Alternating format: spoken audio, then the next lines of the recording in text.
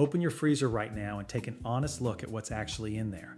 Most households use it to store ice cream in freezer, burned mystery bags, and it is costing them hundreds every year. Meanwhile, the freezer in a Japanese home is packed, organized, and actively working to stretch every dollar and cut kitchen waste down to almost nothing. Japanese families waste a small fraction of what American families waste each year, and it has nothing to do with eating differently or shopping at some special store. It is because they know exactly which foods belong in a working freezer and exactly how to store each one so it lasts for months instead of days. So I'm going to walk you through the 15 foods the Japanese always keep in their freezer so you can turn your own freezer into the backbone of a frugal way of living. The first one we'll go through is a staple in every Japanese kitchen, and it only costs a couple dollars. Number 8 is a pair of ingredients most families throw out within 2 weeks, and the Japanese trick makes them last for 6 months. And the last one is the single habit that saves families more than every other item combined, and it is why Japanese households almost never call for takeout. Number 15 is frozen vegetables, and a Japanese home cook almost always has a bag of ryutu yasai in the freezer, which is the Japanese term for everyday frozen vegetables. Peas, corn, spinach, edamame, mixed vegetables, all sitting there ready for whatever the meal turns out to be. The Japanese have no cultural snobbery about frozen produce the way many Americans do. They understand that a bag of frozen peas was picked at peak ripeness and flash frozen within hours of coming off the vine, while the so-called fresh version sat on a truck for a week before it hit the produce section. A large bag of frozen peas costs $1 and change in most American grocery stores, and it never goes slimy or turns brown in a drawer the way fresh peas do. You pour out exactly the amount you need for the meal you are cooking, then you seal the bag and put it back in the freezer, and the rest waits there for next time. Frozen vegetables also open up a whole category of quick weeknight meals that Japanese families rely on constantly. A handful of edamame goes straight into a bowl of noodle soup. A cup of mixed vegetables goes into fried rice, and blanched frozen spinach gets dressed with a little soy sauce and sesame for a side dish that costs under $1. The next item on the list works on exactly the same principle, and it might save you even more. Number 14 is frozen berries, which is one of the most reliable savings on any American grocery bill. In January, the fresh berry section of an American grocery store is a small tragedy. A tiny plastic clamshell of raspberries runs $5 or $6, and half of the berries inside are already going soft by the time you get them home. 2 days later, most of the container has turned furry in the back of the refrigerator, and the same story plays out in millions of American kitchens every single week during the off-season. Even in Japan, where fresh fruit is treated with almost ceremonial care, home cooks reach for frozen berries whenever the berries are going to be cooked or blended. A bag of frozen mixed berries costs about a third of the price per pound of the fresh clamshell, and every berry inside was frozen at peak ripeness in the middle of summer when it tasted its best. For cooking into oatmeal, folding into muffins, blending into a smoothie, or baking into a pie, there is no discernible difference between frozen and fresh once heat has touched them. The one exception is eating berries out of hand on a hot summer afternoon, and for that you buy fresh, but only in season when the prices actually make sense. Every household that regularly bakes or drinks smoothies is throwing away hundreds of dollars a year buying out of seasoned, fresh berries, and the freezer aisle solves that problem in one trip. Number 13 is butter, and almost nobody in America freezes it, yet it keeps for a full year in its original wrapper without losing any of its flavor or texture. Grocery stores in America run enormous butter sales around 3 predictable moments in the year, which are Thanksgiving, Christmas, and Easter. During those holiday windows, the price often drops by $2 or $3 a pound compared to the regular shelf price, and that is the moment you buy 8 or 10 pounds of butter at once and take it home to freeze. $20 saved on a single trip, once or twice a year, on an ingredient your family uses every single week. The alternative is what most families actually do, which is running out of butter on a random Wednesday and paying $6 a pound in a panic at whatever store is closest.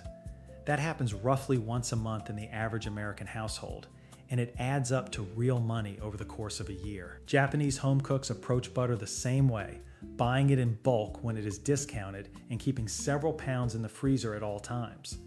The wrapper protects it from freezer burn, and when you need a stick, you just pull one out and let it come to room temperature on the counter for half an hour, or you use it straight from the freezer for baking, where it actually cuts easier when cold. From now on, you buy butter on the store schedule, not on your own. Number 12 is bread, which freezes better than almost any other food in your kitchen, and almost nobody in America does it. The Japanese habit around bread is nearly universal in households that eat it regularly. Shokupan, the tall square white loaf that most Japanese families buy, gets sliced and portioned into the freezer the same day it comes home from the bakery or the supermarket, before a single slice has had a chance to go stale. Frozen bread thaws on the counter in about an hour, or it goes straight into the toaster from frozen with no thawing at all, and the texture and taste are identical to a fresh loaf that never saw the freezer. Meanwhile, the half of the loaf you kept out at room temperature gets eaten over the next 3 or 4 days, which is exactly the amount of time bread stays properly fresh anyway.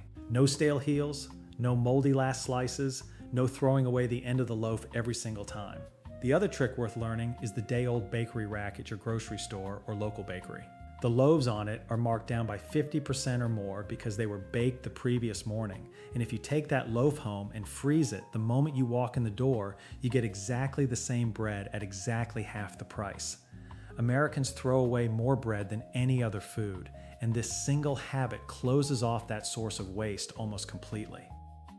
Number 11 is overripe bananas, one food most families throw away without thinking twice, and it is worth more than they realize.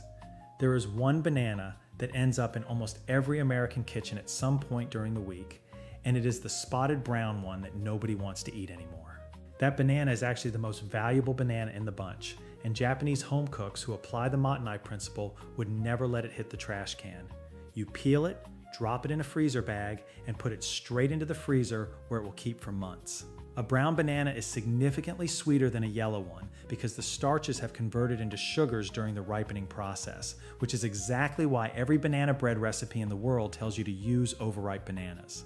You save them up in the freezer, and when you have 5 or 6 of them accumulated, you thaw them and bake a loaf using bananas that would have gone in the trash otherwise.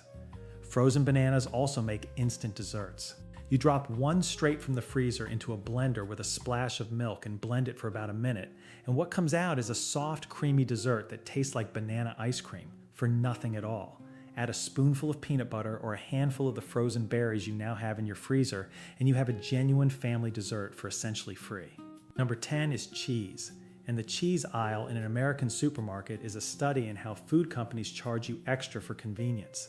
A bag of pre-shredded cheddar costs almost twice as much per pound as a block of the same cheddar sitting 3 feet away. The pre-shredded version is also coated in a fine powder of potato starch or cellulose to keep the strands from clumping together in the bag, and that coating is exactly why pre-shredded cheese never melts as smoothly as freshly grated cheese.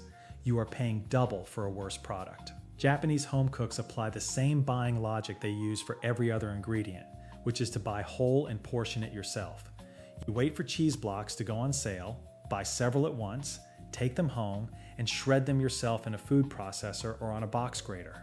Portion the shredded cheese into freezer bags in the amounts you actually use, whether that is 1 cup for a batch of eggs or 4 cups for a family-sized casserole. Squeeze the air out, label it, and freeze it. Frozen shredded cheese goes straight from the freezer into casseroles, pizza, quesadillas, baked pasta, or scrambled eggs, and you do not lose any melting quality compared to fresh. The one limitation is that frozen cheese gets slightly crumbly when it thaws at room temperature, so it is less ideal for a cheese board or a sandwich. This single habit cuts a typical family's cheese spending in half over the course of a year. Number 9 is fresh herbs preserved in oil, and fresh herbs are one of the most wasted ingredients in the American refrigerator. You buy a bunch of parsley for a recipe that calls for 2 tablespoons of it, you use those 2 tablespoons, and the remaining 90% of the bunch slowly turns to black soup in the vegetable drawer over the following 10 days. That is $2 gone, and the same thing happens with cilantro, basil, dill, and mint every time you buy them. Japanese home cooks do exactly the same thing with their own herbs, using shiso, mitsuba, and thin sliced green onions, and the technique works identically with any Western herb you buy. On the day you bring the herb bunch home, you wash it, dry it completely, and chop the entire bunch on a cutting board. Then you pack the chopped herbs into an ice cube tray, filling each well about 2/3 of the way to the top, and cover them with a spoonful of olive oil poured over the top. Freeze the tray until the cubes are solid, then pop them out and transfer them to a labeled freezer bag. Every soup, every stew, every pan of roasted potatoes now starts with a cube of herbs and oil that you already paid for and already prepped. You drop the cube straight into the hot pan and it melts in about 30 seconds. There are companies that sell tiny jars of exactly this product for $4 a jar. The plate is free, the ice cube tray costs $1, and the herbs are already in your kitchen. Number 8 covers ginger and garlic, which are two of the most essential aromatics in Japanese cooking and also two of the most wasted ingredients in the average American kitchen. A knob of ginger sits in the produce drawer for 2 weeks, gets used for a single teaspoon in one recipe, and then shrivels into a hard, dry lump before you use it again. A head of garlic loses 3 or 4 cloves to sprouting or drying out before the rest gets used up. Both problems disappear entirely once you move them into the freezer. The Japanese technique for ginger, which they call shoga, is to take the entire knob and put it into a freezer bag with as much air pressed out as possible and then place it directly in the freezer. You never thaw it. When you need ginger, you pull the frozen knob out and grate it while it is still rock solid, skin and all, using a microplane. The frozen ginger actually grates more easily than fresh because the ice crystals broke down the tough fibrous cell walls inside the root, and it releases more juice and aroma when it hits a hot pan than fresh ginger does. A single knob that cost you $1 will now last you 6 months without any loss of potency. Garlic works the same way, with one extra step. You peel every clove from a whole head, spread them on a tray in a single layer, and freeze them for about 2 hours until they are individually solid. Then transfer them to a bag. Because you froze them individually first, the cloves never clump into a brick, so you can pull out 1 or 10 at any moment. After you do this once, you will never buy those flavorless jars of pre-minced garlic again. Number 7 is tomato paste, and every soup recipe, every stew recipe, and every pasta sauce recipe on the planet calls for 1 tablespoon of tomato paste. The smallest can of tomato paste at the grocery store holds about 6 tablespoons. That mismatch is why almost every American household opens a can, uses 1 tablespoon, puts the rest in the fridge, and throws it away 2 weeks later covered in a beard of gray mold.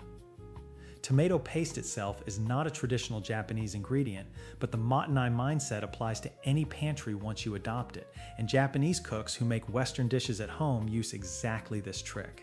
You open the can and spoon the paste out in tablespoon-sized blobs onto a plate lined with parchment paper. Space the blobs out so they are not touching, and put the plate in the freezer for about 2 hours until the blobs are frozen solid. Peel the frozen blobs off the parchment and drop them into a labeled freezer bag. Every time a recipe calls for a tablespoon of tomato paste from that point forward, you pull 1 frozen blob and drop it straight into the pan, where it melts in under a minute. 1 can now last you 6 recipes instead of 1. The food companies figured out this problem, which is why they now sell tomato paste in a squeeze tube for about 3 times the price of a can. The tube exists to solve a problem you can solve for free with a plate you already own. We are about halfway through the list, and I want to make something clear because a lot of people are genuinely afraid of the freezer.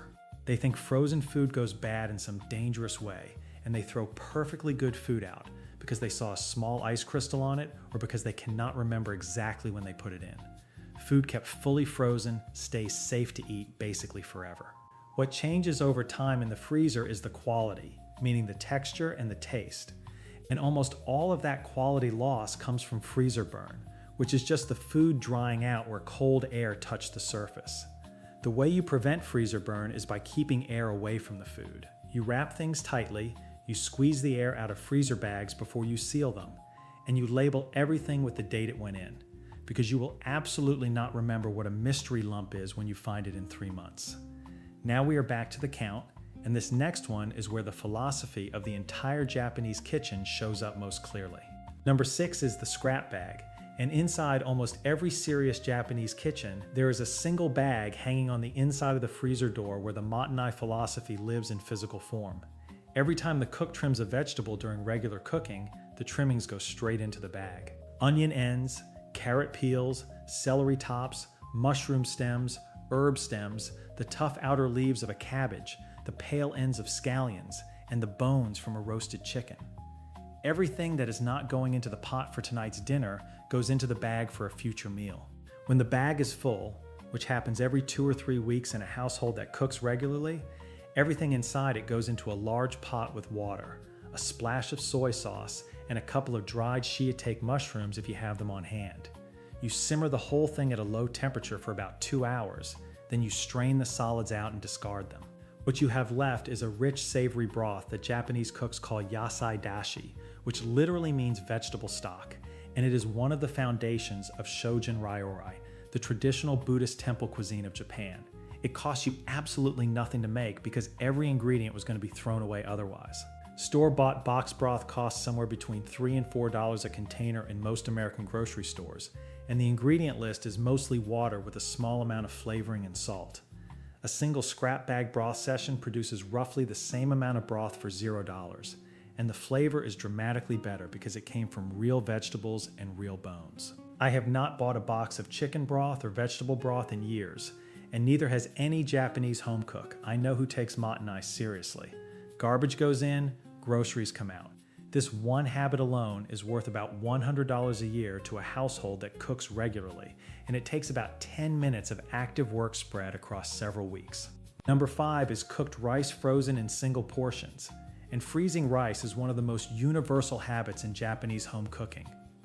The specific technique matters enormously here, because almost every American who tries to freeze rice does it wrong and ends up with dry, crumbly grains that never taste right when they are reheated. The Japanese method is different, and once you learn it, your rice comes out of the freezer tasting exactly like it did the moment it finished cooking. You cook a large pot of rice, and while the rice is still steaming hot, you scoop out a single serving portion, which is usually about a cup, onto a small sheet of plastic wrap. You form the rice into a flat rectangle, roughly ½ an inch thick, and you wrap the plastic wrap tightly around it, while the rice is still hot enough that steam is visibly rising off of it. That trapped steam is the entire secret. It stays sealed inside the wrap during the freezing process and acts as the preservative that keeps the rice moist for weeks. Once the packets have cooled to room temperature, you stack them flat inside a labeled freezer bag and put the whole bag in the freezer. When you want a serving of rice for dinner, you take one flat packet out, unwrap it, place it in a microwave-safe bowl, and microwave it for about 2 minutes. What comes out is rice that tastes and feels essentially identical to a bowl of rice that was just cooked 5 minutes ago. You cook rice once for a week or two of dinners, and you never think about rice again for the rest of that stretch. The same portion and freeze approach works for dried beans, which are one of the great forgotten bargains in the American grocery store. A pound of dried black beans costs about $1.50. The same weight of canned beans costs closer to $5 and comes with a can, added salt, and less flavor. Almost nobody buys dried beans, though, because nobody wants to soak and simmer beans on a random Tuesday night after work. The Japanese solution to the same problem is to cook a full pound of beans on a Sunday afternoon, let them cool, and freeze them flat in bags in can-sized portions. Now you have your own canned beans at dried bean prices, ready to thaw and use as quickly as any store-bought can. Number 4 is frozen fish, which is one of the most expensive things in the average American grocery cart. And there is a small secret about the seafood counter that almost nobody outside the industry knows. Most of the fresh fish laid out on ice at the seafood counter of an American supermarket was actually frozen on the fishing boat when it was caught, then thawed at the store and placed on the ice for display. You are paying a fresh premium price for fish that was frozen and then thawed, which means you are paying more for a lower quality product than the same fish would be if you bought it still frozen. Japan has one of the largest fish eating cultures in the world, and Japanese cooks understand this reality better than anyone. Most of the fish that ends up as sushi-grade product in Japan was flash frozen at extremely low temperatures on the boat before it ever reached shore, and that flash freezing is what gives it the texture and safety that raw preparations require. Frozen fish is considered the standard for high quality in Japan. For your American grocery store trip, this means that you should walk right past the fresh-looking fillets on ice and go directly to the freezer case, where the same fish is sitting in vacuum-sealed bags for several dollars less per pound. You take the frozen bag home, and the night before you want to cook the fish, you move the bag from the freezer to the refrigerator to thaw slowly overnight. If you forgot to plan ahead, you can place the sealed bag in a bowl of cold water for about 45 minutes, and it will be thawed in time for dinner. The fish comes out with the same texture and flavor it would have had at the seafood counter, and often better, because it was not sitting thawed on ice for 2 days waiting for a customer. There is also a specific Japanese technique that extends the shelf life of frozen fish even further if you buy a large amount on sale. You place the fresh fillets in a resealable freezer bag, then fill the bag with cold water until the fillets are completely submerged, and then you freeze the whole thing. The water freezes into a solid block of ice around the fish, creating a physical barrier that keeps every molecule of air away from the surface of the fillet, which is what causes freezer burn in the first place. Fish preserved this way stays tender and fresh tasting for up to 3 months, dramatically longer than fish frozen the standard way. Number 3 is eggs, which are one of the most price volatile ingredients in the American grocery store. The price can swing wildly from month to month depending on supply issues, and most families just pay whatever the register says on the day they happen to run out. The Japanese approach is different, because eggs are used constantly in Japanese cooking, from tamagoyaki rolled omelets at breakfast to chuanmushi savory custards at dinner to baked goods and desserts of every kind. When eggs go on sale in a Japanese supermarket, an experienced home cook does not just fill the basket for the week, they fill the freezer for the next several months. Most Americans have no idea that you can freeze eggs at all, and the reason they think you cannot is that you actually cannot freeze them in the shell. The shell cracks as the liquid inside expands, and the result is a mess. The Japanese method solves that problem in about 2 minutes.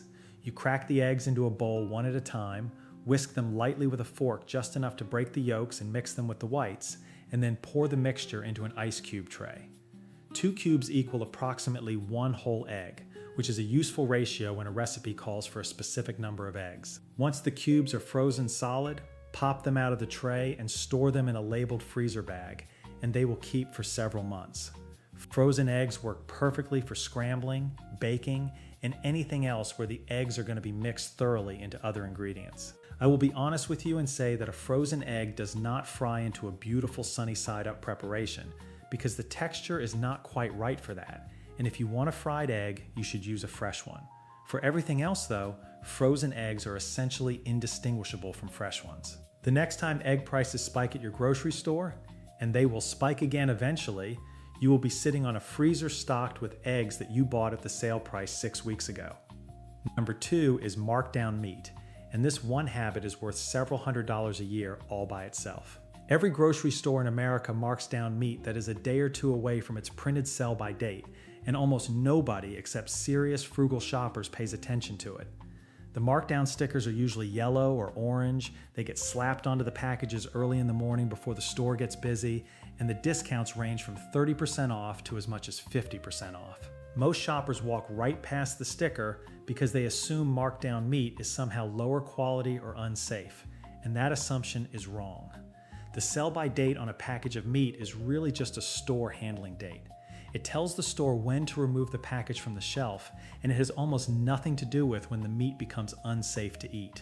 Once you take that meat home and put it in your freezer, the sell-by date becomes completely meaningless because freezing stops the clock entirely. Meat frozen a day before its sell-by date is exactly the same quality as meat frozen the day it was cut, and it will keep for months in the freezer at proper temperature. Japan has an entire culture built around this exact behavior in the supermarket. The Japanese term for half-price markdowns is hangaku, and Japanese shoppers plan their supermarket trips around the evening markdown hour, which usually falls around 6 or 7 in the evening. There is no cultural embarrassment about buying the yellow sticker meat. It is considered a smart shopper's move, and store employees actively call out the newly marked items over the loudspeaker. Bringing that same mindset to your American grocery store changes your entire meat budget. The habit to build is finding out from the meat department when your specific store does its markdowns. Most stores mark down early in the morning, and the meat manager will tell you the exact time if you ask them directly. Once you know the schedule, you shape your grocery trips around it. When you see good cuts of meat marked down by 40 or 50%, you buy every package that fits your family's needs for the next month, and you freeze all of it that same day. From that point forward, you shop the sticker, not the recipe. You plan meals around what was cheap this week, not what a recipe says you should buy. I have personally not paid full price for meat in years, and the final item on this list is worth more money than every other item combined. Number 1 is your own leftovers frozen as single-serving ready meals, and the Japanese have a specific name for this practice called tsukurioki, which translates roughly as make-ahead cooking. It is the reason Japanese families spend a fraction of what American families spend on takeout, delivery, and frozen dinner boxes, and it is worth more money than every other item on this list combined. The idea is simple. Every time you cook a real meal, whether it is a pot of soup, a batch of chili, a casserole, a tray of baked pasta, or a curry, you cook double the amount you actually need for that meal. The pot is already dirty, the counter is already messy, and the effort of chopping onions and browning meat is already done. Cooking twice as much of the same meal takes almost no additional time or work, and it usually only requires slightly more of the ingredients you already have out. What you do with the extra portion is where the real value lives. You portion the extra food into single-serving containers or flat freezer bags, label each one with the meal name and the date, and put them in the freezer. On a Sunday afternoon, a committed Japanese home cook can prepare 6 or 7 different weeknight dinners this way in about 2 hours, using flat bags that stack neatly in the freezer and thaw quickly. A teriyaki chicken pack has sliced chicken thighs marinating in a soy and mirin sauce, with the vegetables washed and cut in a separate compartment. A miso salmon pack has portioned fillets sitting in a miso and mirin marinade, ready to bake straight from frozen. A ginger pork pack has thin sliced pork with all the seasonings measured out. By the end of the first month of doing this, your freezer contains 20 or 30 of your own ready-made meals, each one costing about $2 a portion, because you made it from ingredients you already bought at grocery store prices. On a worn-out Tuesday night, when the entire family is tired and nobody wants to cook, you reach into the freezer, pull out a single portion of real home-cooked food, and reheat it in 15 minutes. The frozen dinner in the shiny box at the grocery store costs $5 or $6 for a small tray that is mostly salt and preservatives. A family takeout order costs $50. Your freezer full of tsukurioki meals beats both of those options every single night of the week.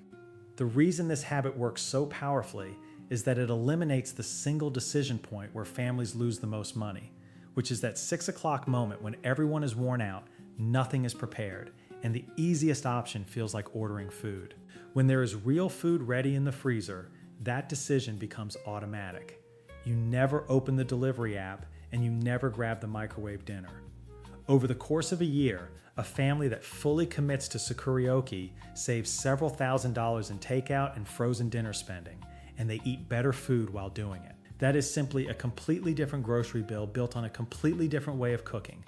And it is exactly why the freezer is the most valuable appliance in a Japanese kitchen. And that is the full list of 15. The best way to start is to pick 3 foods from the list and begin using them this week, rather than trying to change every habit at once and giving up by Friday.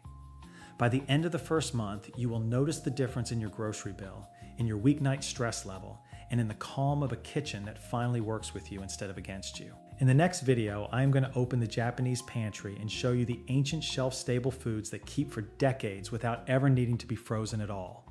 Until then, tell me in the comments which of these 15 you are trying first, and let me know what your grocery store is charging for eggs right now, because I am genuinely curious to see how that number varies across the country. Fill your freezer, use the tricks, and I will see you in the next.